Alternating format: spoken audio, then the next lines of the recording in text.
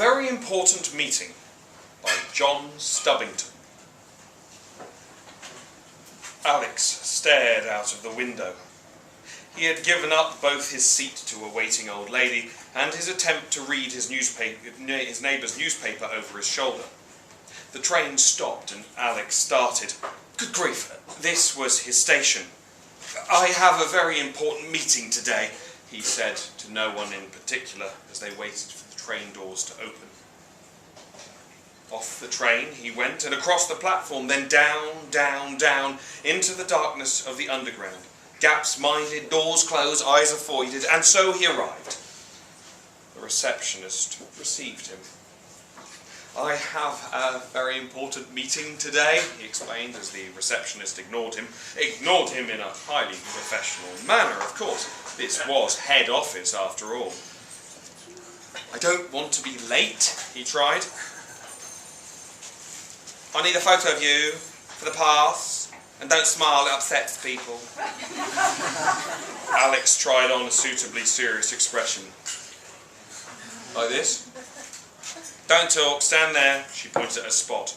What's that? She explained. Alex reddened and covered the pimple with his hand. The receptionist peered up at him. That's no good at all. We've lost the top of your head. Bend down a little. The camera was adjusted up, Alex down. No, now you're too short. I can only see the top of your head. Up, Alex extends. Too tall, down. He cocked a knee and affected a part curtsy. Up, he added tiptoes to his curtsy and a grimace to his expression. The camera clicked. Well, really, I don't know why you need to make that quite so difficult. The receptionist handed him his pass. Alex considered it. It was an unlikely portrait, looking nothing like the face he had left at home in the mirror that morning. Beneath the face, a name, Bonnie. Thank you, he offered, taking the pass and with it his leave. Alex rode an escalator into the heart of head office. Arriving at a grand concourse, he found himself caught among a chaotic crowd. Oh dear, he thought, how will I find my way with all these people coming and going in all these directions? It was at that moment that a flash of high-visibility jacket caught Alex's eye. Who are you? Asked the man in the high-visibility jacket as Alex dabbed at his freshly red and watering eye with a sleeve. Where are you going? I hardly know, sir. I have a very important meeting today, but I fear I may have been turned around and now I don't know where I am at all. Well, good luck with that. Off you go. Alex did not consider this to be particularly helpful. But how do I get through this crowd, he asked. It's very simple. You walk on the left when you're going away from us, and on the right when you're coming back. You have to have a system. Alex looked at the confusion of workers bumping into each other in front of him and decided to try a nearby door instead. Stepping inside, Alex found himself in a large, open-plan office with desks lined up in row after row, reaching out across the room. To his surprise, he saw that only 3 were occupied. Behind 2 of them, ladies sat. Beneath a third, a small man in a brown suit was gently snoring. Can we help? Asked the first lady as Alex approached. I'm here for a meeting, explained Alex. In which case, we can, beamed the lady. Hattie, would you please meet this young man? The second lady rose from her desk and began to introduce herself. It's very nice to meet you, she mumbled. Alex raised an apologetic hand to stop her, which she immediately took hold of and began shaking enthusiastically. No, I'm sorry, you have it all mixed up. I'm here for a meeting, one that's already been arranged with some very important people. She let go of his hand and sat down again, looking rather put out. What I mean to say is, what you see is mean, whether it is what you mean to say or not, said the first lady, cutting Alex off in mid-flow. And you have upset a poor Hattie. Would you like to see my cat? I'm sorry, he replied, confused. Why, what have you done? She asked, eyeing him suspiciously. But I haven't done anything, he explained. Then why are you sorry? You shouldn't go around apologising to people for no reason. It's very bad manners. Have you seen my dinner? I beg your pardon? You're doing it again! Hattie has such terrible manners. Whatever shall we do? Hattie shook her head disapprovingly. The First Lady picked up a photo frame from her desk and turned it towards Alex. Inside the frame was a photo of an enormously fat cat. Here she is, my dinner. How strange, exclaimed Alex. Why would you call a cat dinner? She bristled at this and said in decidedly defensive tones, It is really not a very unusual name for a cat. No, not at all. Every night we would call in for her dinner, and every night she came, as eager as anything, our little in for dinner, dinner for short.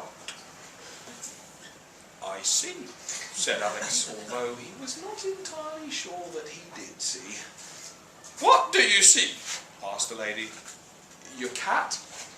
He tried. My cat! The ladies spun around in their seats and began looking around the office, under desks and in drawers. Where did you see my cat? In their excitement, they woke the small man in the brown suit who rubbed his eyes, glared at a clock, gave a small shriek of dismay, and dived straight under the desk in front. Almost immediately, Alex could hear snoring again. Look, I'm very sorry, but I do have to get to my meeting. It's very important. He looked up at the clock on the wall. Is that the correct time?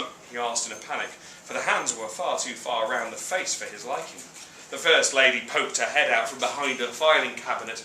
It was, but it isn't anymore. It will be once again, though, if you care to read. Alex sighed. This was not helping him get to his meeting. He looked around the office. There were clocks all along the wall. None of these clocks have the same time, he complained. There's no need to tell us that. You have no idea what it's like having to work here. It really is rather tiring trying to keep up with the clocks. She pointed to the clock at the end of the room. That one there is correct first thing in the morning. And this one here correct at 10:30.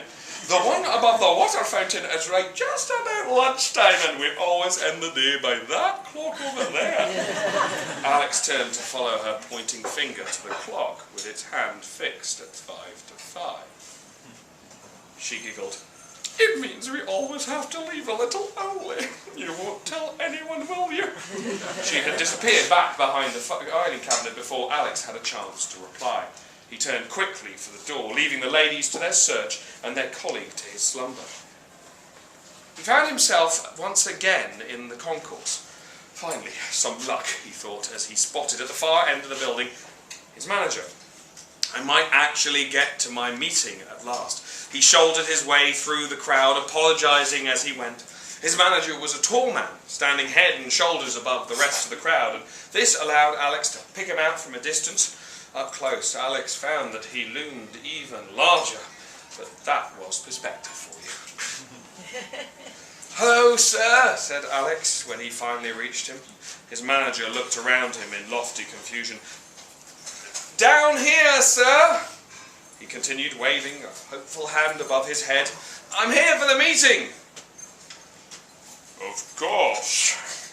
Yes. Well, at any rate, you're late. And at the rate you've arrived at, you're even later. So come on, go on. He hurried Alex along a corridor and into meeting room. Inside, chairs had been laid out, surrounding a table, upon which sat a plate of cakes and a dozen or more teacups, and in one sat the company director, looking very unhappy. Alex and his manager rushed forward and helped her out of the teacup and into a chair, whereupon she immediately perked up. There's trouble brewing, she began before noticing Alex. And who are you? She inquired. Alex's manager peered at his body. He's Bonnie, he said. Isn't he? She squeaked and ruffled Alex's hair with her hand. It's actually Alex, explained Alex. There was a mix-up with the receptionist. Ah, I see. The receptionist is Bonnie. I'm not so sure about that, actually. She seemed a little brusque to me, said Alex in a rueful remembrance. Well, this has been instructional. Thank you for coming, She started to get up from the table. But what about our presentation? Alex was surprised to find that it was his voice that had uttered these words. Sorry, he mumbled quickly. You're fired! Cried the company director. And you can't have any cake! She picked up the largest slice of cake from the plate and began to work her way through it. Alex stayed exactly where he was, not entirely sure what he should do. Well, She spluttered eventually, sending a shower of crumbs across the room. get on with it then. Present! Alex cleared his throat and began, Today, we would like to talk to you about... No, this is a terrible present. Try again and do better or you're fired. Alex looked around desperately. He picked up a plate of cakes. Would you like a cake? He asked. The company director smiled a big smile and took a big piece from the pile. That would be lovely. She said, stuffing the cake into her mouth. She picked up a pad of paper and handed it to Alex. Put this down, She instructed. Alex grabbed the pad of paper, took out a pen, poised to note down the next thing the company director should say. Well, what are you waiting for? Put it down! Cried the company director in agitation, and she began pounding the table with her fist. Put it down! Put it down! Put it down! Alex hurriedly dropped the pad of paper onto the table, where it upset the teacups, the stack of cakes, and most worrying me of all, the company director. I have had enough! You're fired! But you can't fire me, spluttered Alex. I haven't done anything wrong. I can and I will and I am! Cried the company director. Be gone, Bonnie, be gone! My name's not Bonnie. It's not. Alex awoke with a start.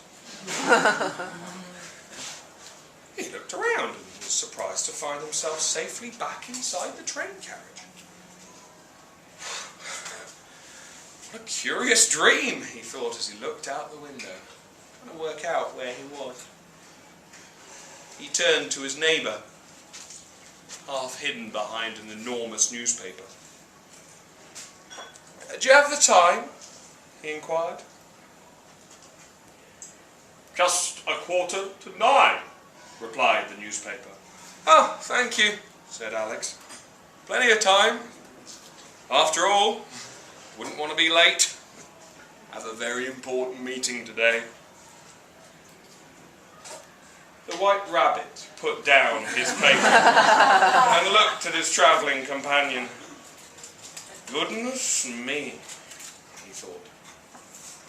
Some people are always in a hurry.